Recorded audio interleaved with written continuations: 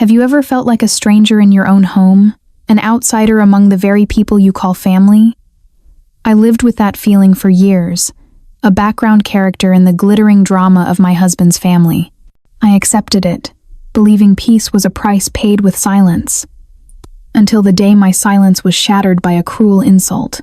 At a grand party celebrating the return of my sister-in-law, Isabel, who had just earned her doctorate, I dared to voice a dissenting opinion. In front of all their relatives, she pointed a finger in my face and screamed, "What would someone with your basic education know? You're uneducated, so you should keep your mouth shut." In that moment, my world fractured. I didn't cry. I simply turned and walked away. But just as I stepped out of that hell, my phone rang. It was a fateful call. One that would not only change my destiny, but also arrange a spectacular reunion with my arrogant sister-in-law. My name is Amelia, and I'm 30 years old. I married Liam a year ago. On the surface, I was lucky. My husband is a kind, hard-working civil engineer. My mother-in-law, Eleanor, is a retired teacher from a respectable family. And my sister-in-law, Isabel, was the pride of the family, a brilliant scholar with a PhD from a prestigious university abroad. And me? In their eyes, I was just a fortunate orphan who had only finished secondary school before opening a small book cafe. I didn't fit in with their academic pedigree. I accepted this imbalance, content to be a supportive wife. I thought love was enough. I was wrong. That evening, Eleanor threw an extravagant party for Isabel. The star of the show, dressed in an expensive designer gown, held court in the living room, boasting about her achievements. She spoke of her groundbreaking research and how world-renowned professors admired her talent. She declared that with her qualifications, she would only apply for the highest management positions at top corporations, her number one target being the Beaumont Global Group. Hearing the name Beaumont Global, my heart tightened with a bitter irony. I quietly retreated to the kitchen, resuming my role as the unpaid help at my own family's party. Things might have remained quiet if not for a fateful discussion. Towards the end of the evening, one of Liam's business partners asked him about his future projects. Liam confessed his company was struggling to bid on a small part of a major project by a large corporation because of their stringent requirements. As his wife, I offered a sincere suggestion. "I think large corporations value safety and reliability as much as a low price," I said, based on principles I had been taught. "Instead of just focusing on cutting costs, you could emphasize your safety protocols, your commitment to deadlines, and your warranty." My words were a match to the gunpowder of Isabel's pride. "What are you talking about?" she sneered, her voice dripping with disdain. "Workplace safety? Warranties? Where did you pick up that simplistic nonsense? A major corporation cares about profit and strategic vision, not those trivial details." The room fell silent. All eyes were on us. Stung by her hostility, I froze. She glared at me and delivered the final blow that destroyed the last of my restraint. "What would someone with your basic education know? You're uneducated, so you should keep your mouth shut." My ears rang. The world around me faded, leaving only Isabel's furious face, my husband's helpless expression, and my mother-in-law's silent, approving nod. No one defended me. Their silence was more painful than the insult. I realized that no matter how hard I tried, in their eyes, I would always be the uneducated wife, a decorative piece with no value. I didn't argue. I slowly stood up, my gaze locking with Isabel's with a coldness she had never seen before. "You're right," I said with a faint smile that silenced the room. "Perhaps I should stay quiet." I turned and walked out, leaving the party and their stunned faces behind. I wasn't defeated. I was just done with the charade. As I stepped outside, my phone vibrated. It was a familiar yet long unseen number. I hesitated, then answered. "Miss Amelia," a frantic voice said. "It's Arthur, the chairman's assistant. You must come to the hospital immediately. Your father, he's collapsed. The doctors say it's critical." The taxi sped through the glittering streets of Paris, but all I saw was a blur. The word critical echoed in my ears, a hammer blow that shattered the anger and humiliation I felt. All that remained was a profound fear, a fear I had buried for 7 years, the fear of losing the only family I had left, my father, the man I both loved and resented, the man I had run from for so long. I sprinted through the doors of the city's most exclusive private hospital. Arthur, my father's loyal assistant, was waiting, his usually calm face etched with worry. "Miss Amelia, you're here. The chairman is in the emergency room." Through a small window, I saw him. My father, Richard Beaumont, the formidable chairman of Beaumont Global, a man respected and feared throughout the European business world, now lay motionless on a bed, surrounded by a web of machines. His face was pale, his lips chapped. This frail man wasn't the father I remembered, the vibrant man with sharp eyes and a commanding voice. A doctor approached me. "You are Mr. Beaumont's daughter? I'm very sorry. He's had a severe heart attack. We've done everything we can, but I don't think he'll make it through the night. You should go in. He may be waiting for you." His words were like needles piercing my heart. I swayed, grabbing the wall for support. Arthur steadied me. "You must be strong, Miss Amelia. The chairman has waited for you for a very long time." I took a deep breath, forcing back my tears, and walked to his bedside. I took his hand, calloused from years of work, now cold and lifeless.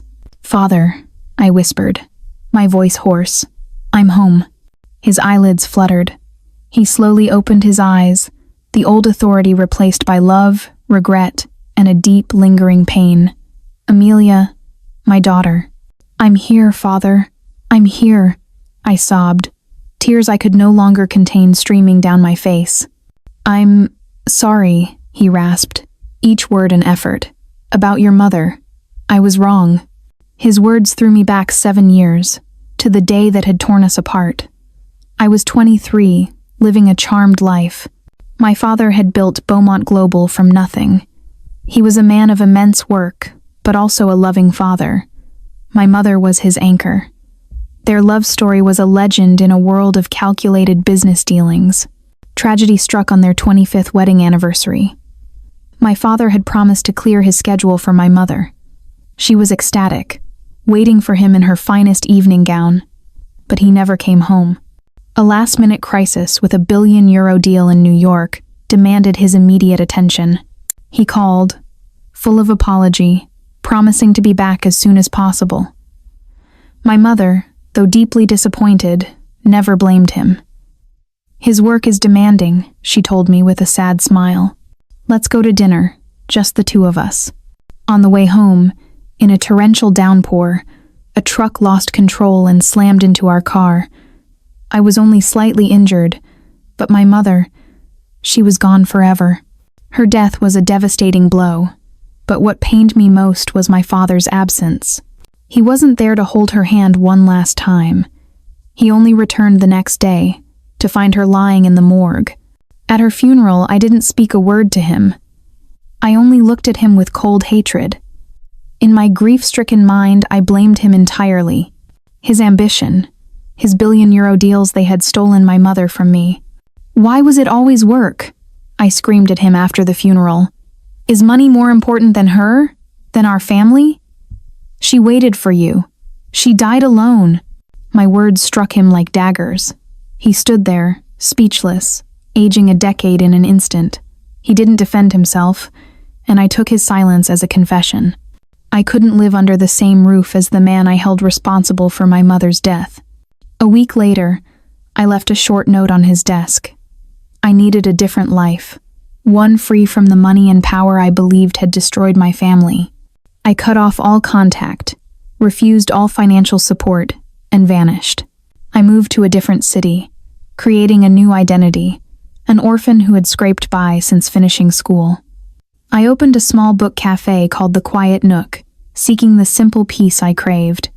That's where I met Liam. He was an engineer supervising a nearby construction project. He came in one day to escape the rain and soon became a regular.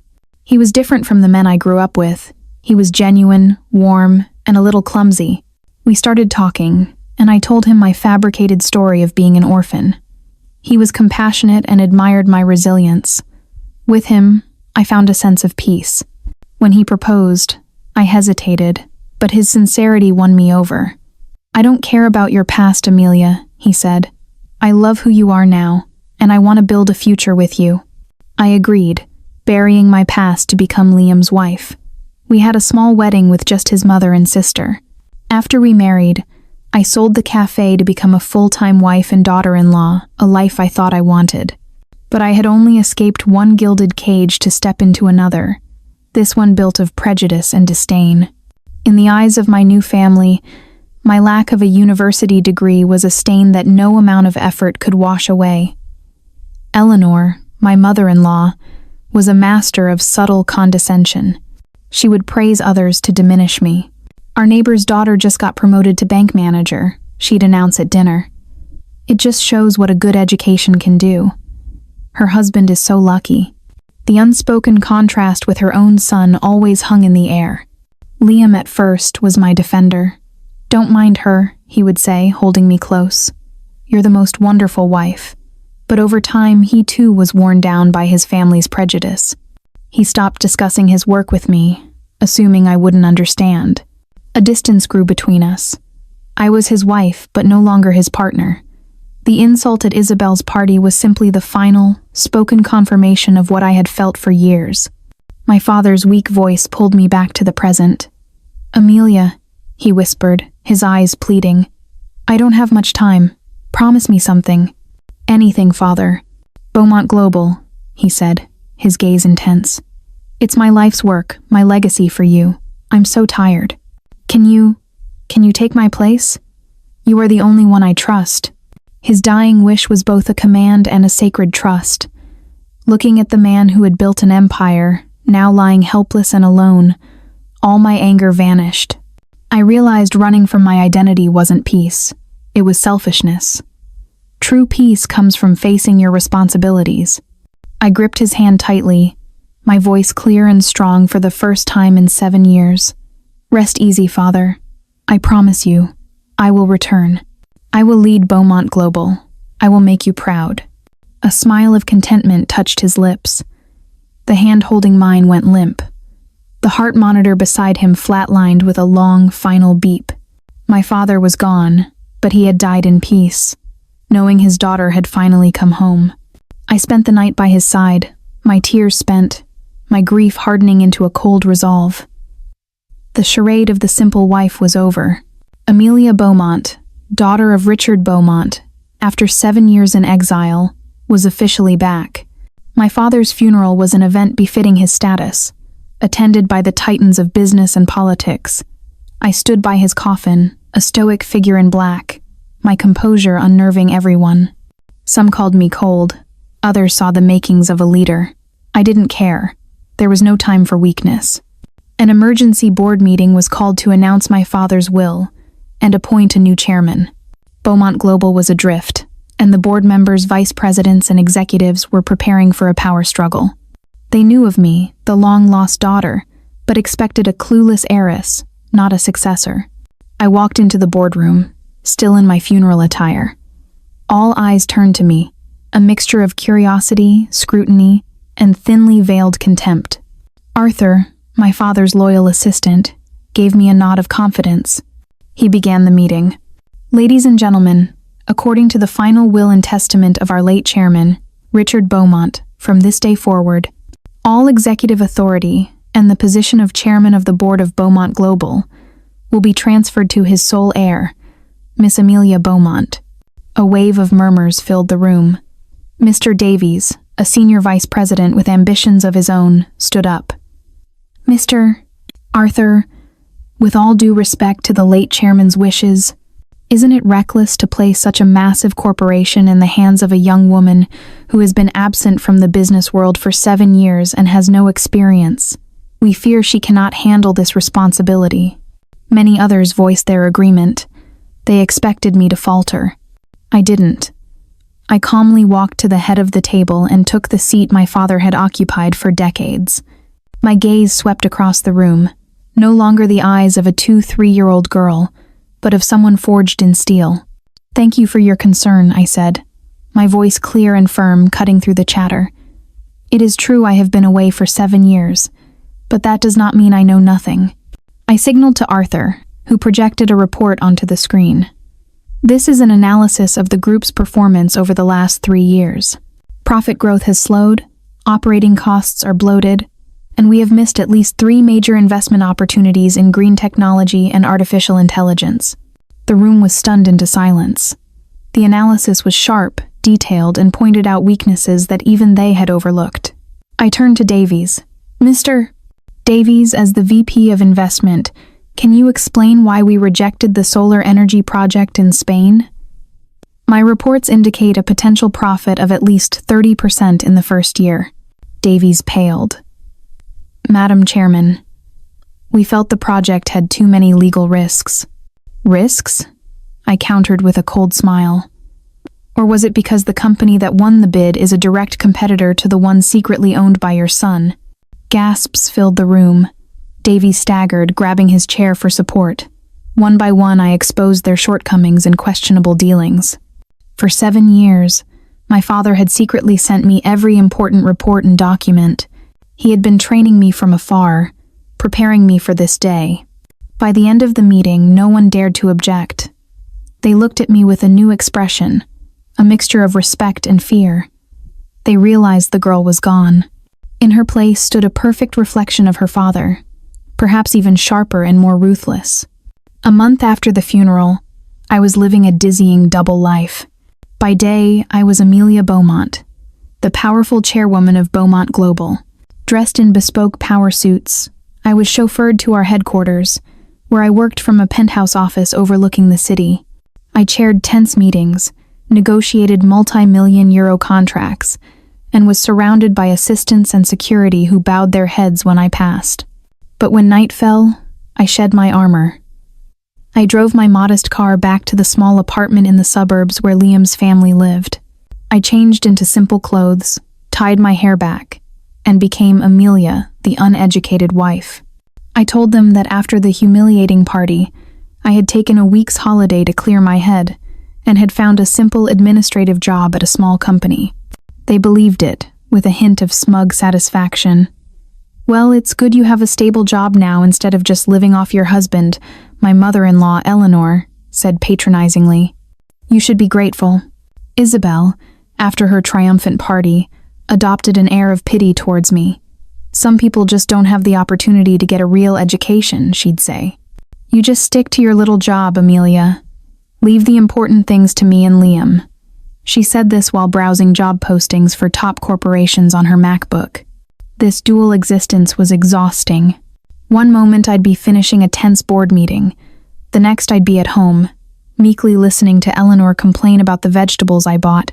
I'd be reviewing 100 million euro financial reports in secret, only for Isabel to barge in and toss a dress at me. Can you hand wash this for me? It's designer. The machine will ruin it. Be careful, you've probably never seen anything so expensive. I would have to swallow my anger, smile, and accept. I endured it because I was waiting.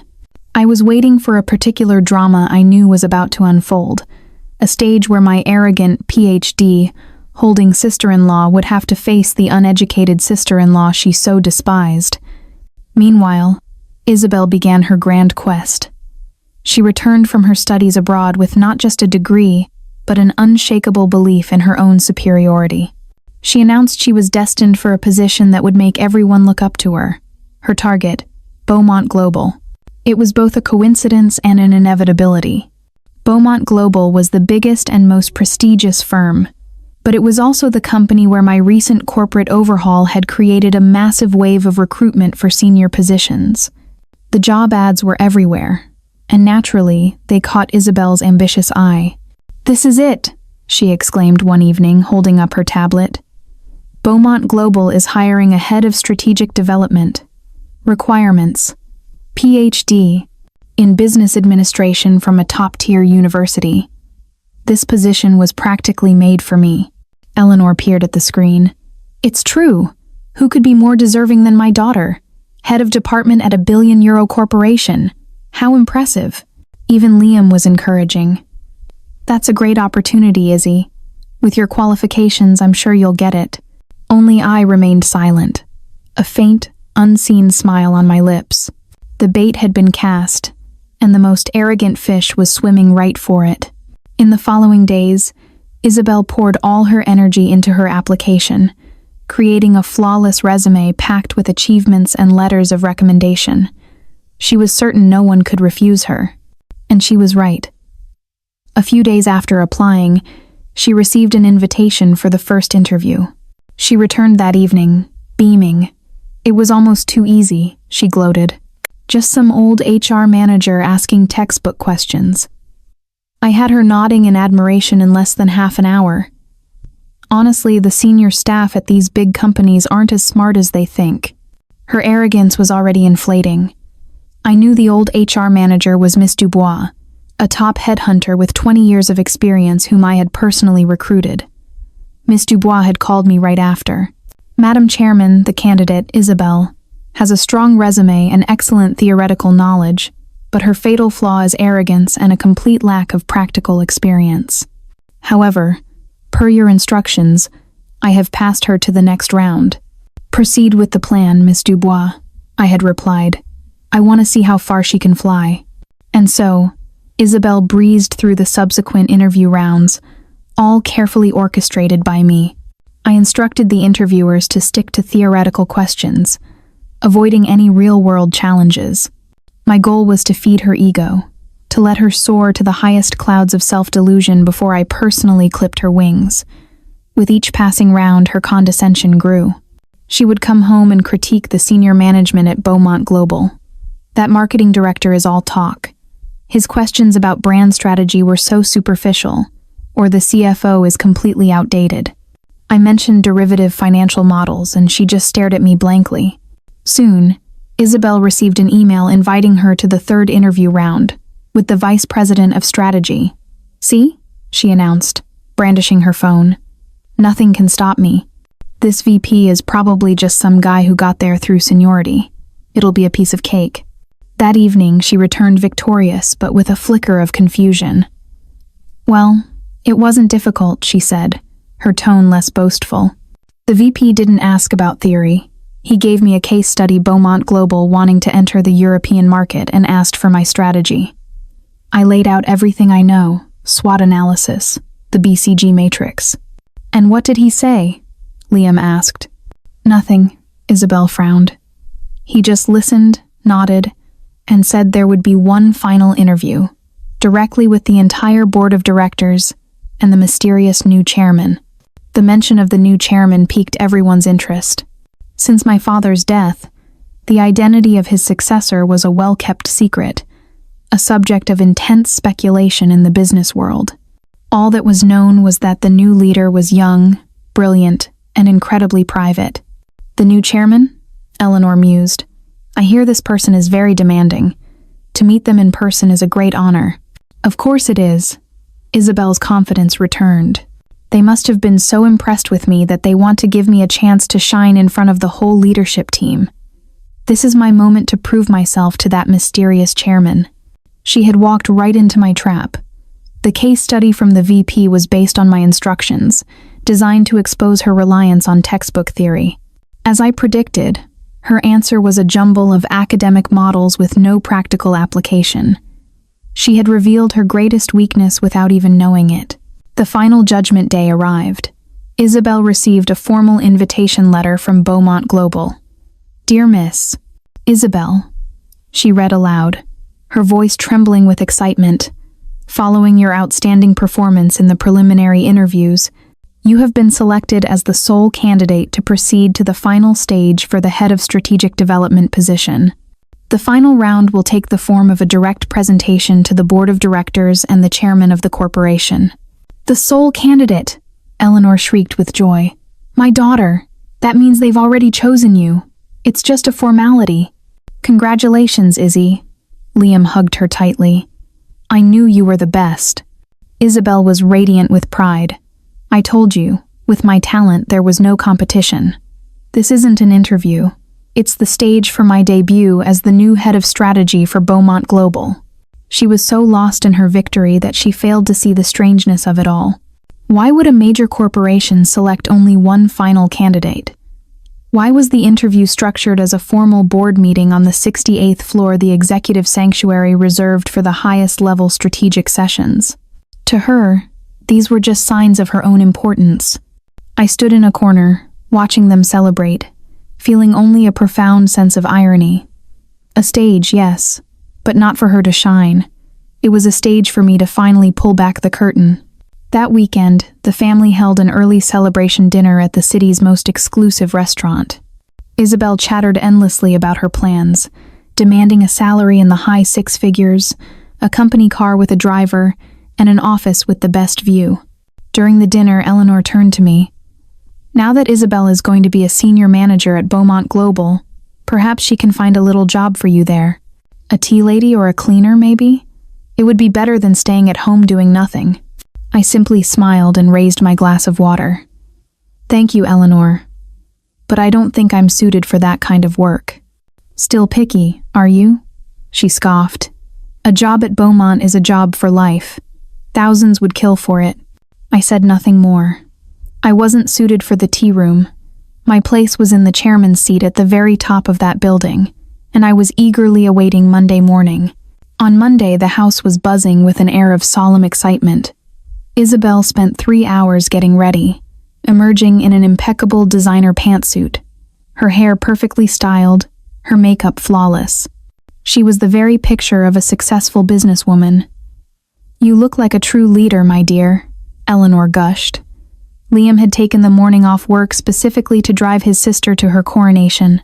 As Isabel swept past me on her way out the door, she paused, looking me up and down with a condescending gaze.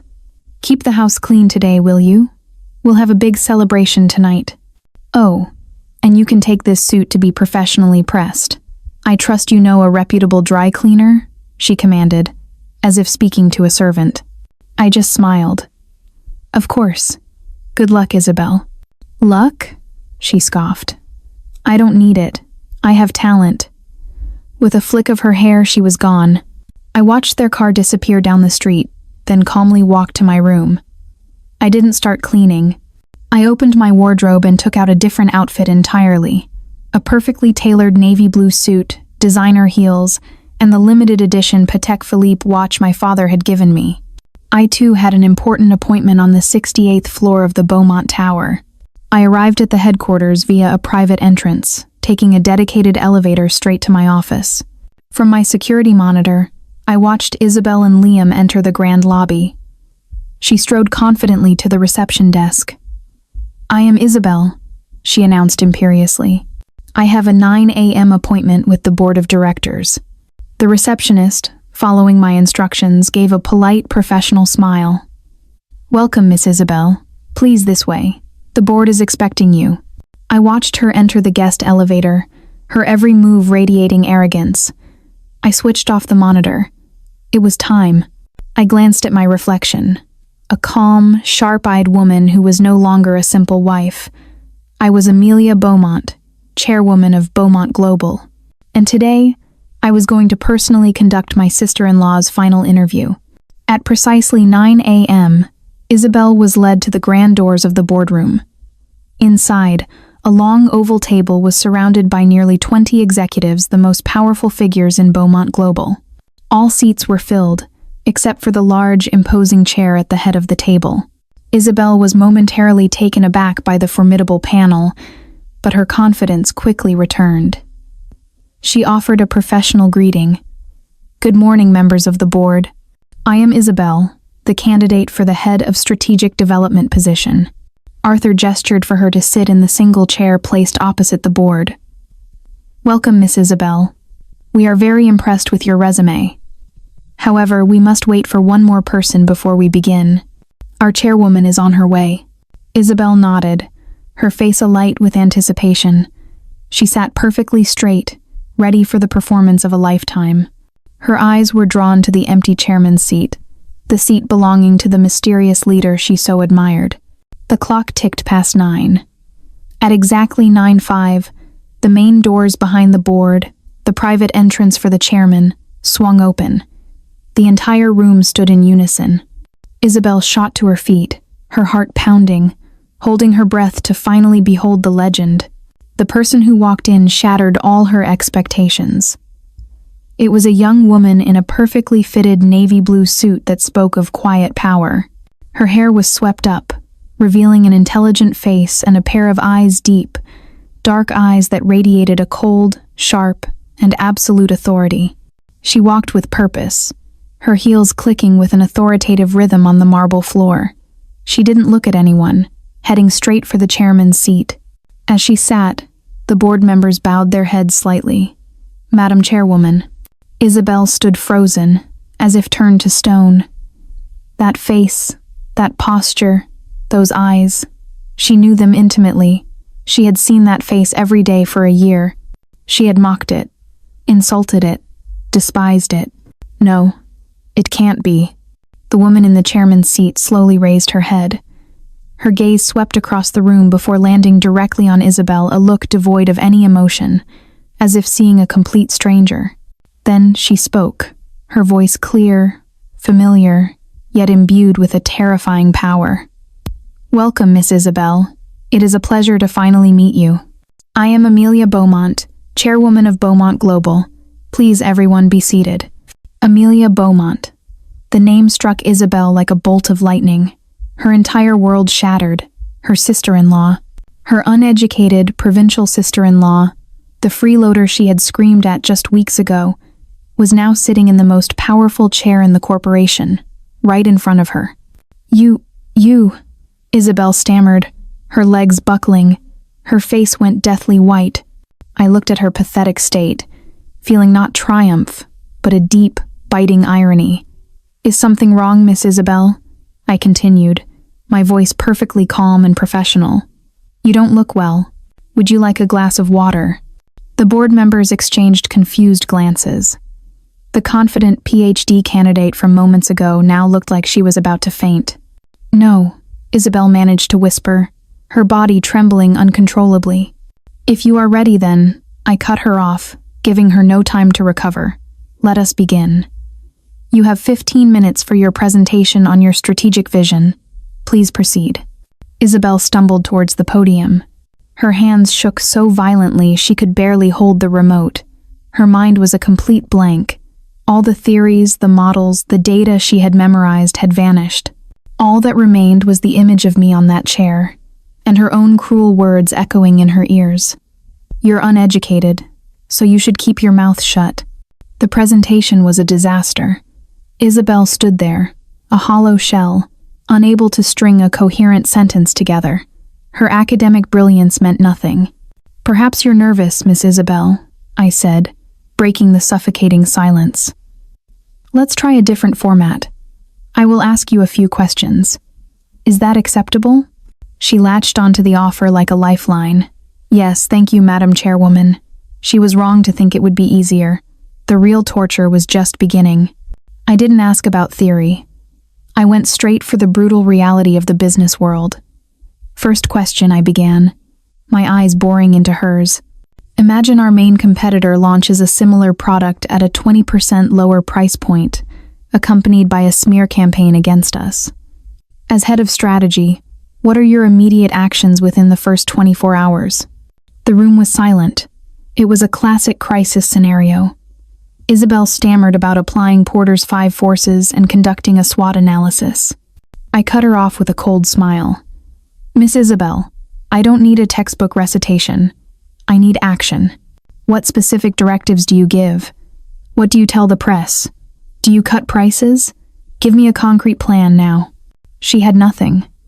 My questions came relentlessly, each one sharper than the last, exposing the vast chasm between her theoretical knowledge and the demands of reality. I challenged her proposal to acquire a German company, questioning her on German antitrust laws, cross-cultural integration challenges, and finally, a devastating piece of intelligence.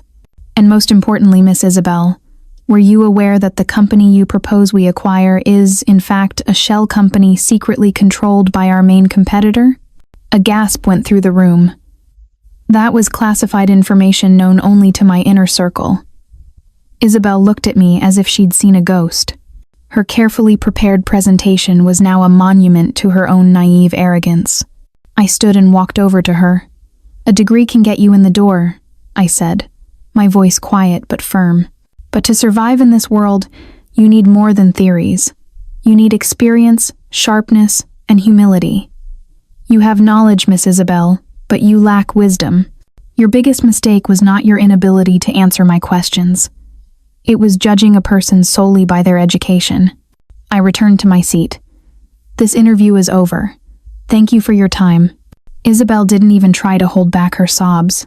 She fled the room, her pride as a PhD, utterly crushed by the uneducated sister-in-law she had always scorned.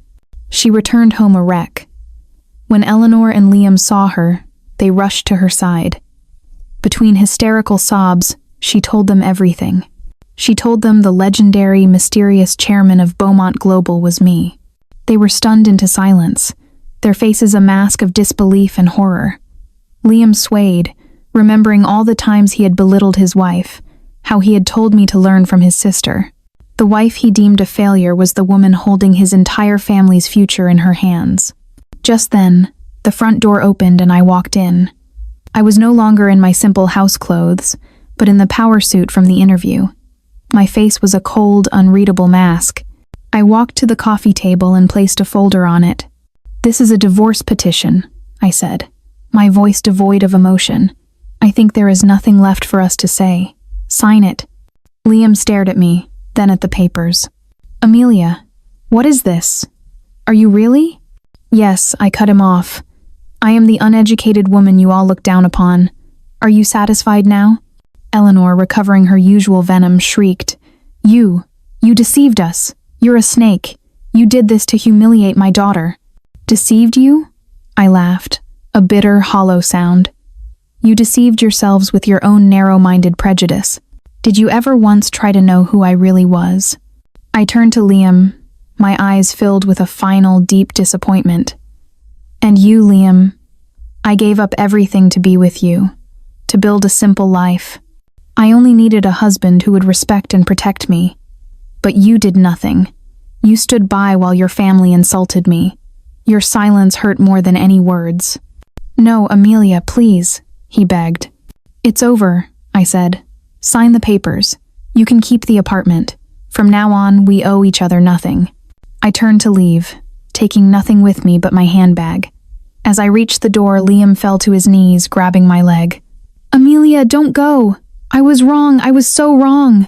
Please, give me another chance." I looked down at the man at my feet. I could forgive, return to this life of suffocating prejudice, or I could walk away and be who I truly was. I gently removed his hand. "Liam, you had your chance. You had a whole year. It's too late now." I walked out the door and didn't look back. I wasn't choosing forgiveness. I was choosing freedom. 88. 9 seconds. Use arrow up and arrow down to select a turn. Enter to jump to it, and escape to return to the chat.